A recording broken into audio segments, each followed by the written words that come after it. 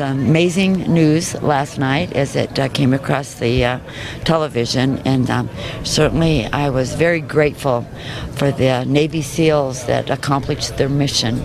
I believe a reign of terror has ended, at least with him, as of last night, and I think it's a great day for the United States of America.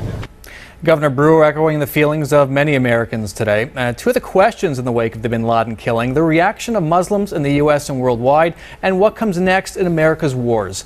Joining me now with one Muslim perspective is Dr. Zuhdi Jasser, president and founder of the American Islamic Forum for Democracy. Thanks so much for joining us. Nice to be with you. Are we wrong to be celebrating the death of Osama Bin Laden?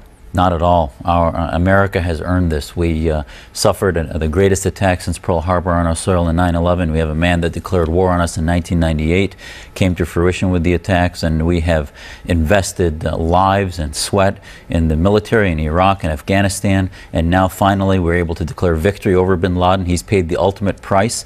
He's been brought to justice, and I think it's very appropriate. This is a moral, righteous celebration. It's a catharsis. It can't be compared to what the radicals celebrate when they kill innocents. What about potential blowback in the Muslim world to this and the way the U.S. handled it? Well, you know, the vast majority of Muslims, patriotic Americans, they love the West, but the Muslims that would celebrate this are going to find things to celebrate anyway. So, you know, I think we have to be careful not to be overly concerned. We have to be ourselves, enjoy the freedoms we have and the military and what they've done. And I think I'm even embarrassed, to tell you the truth, about what we've done to say that he had an Islamic burial. I mean, I'm offended. He shouldn't have any scripture read over him. We shouldn't even. Did Saddam Hussein get an Islamic burial? Did the dictators in the Middle East, when they get buried by the people, get You think the U.S. should not have paid any heed to concerns, to sensitivities about that at all? Just dump his body into the sea? Absolutely. And I think they shouldn't have even recognized that, because we as Muslims, I don't know of any Muslim that would read scripture or an imam that would read.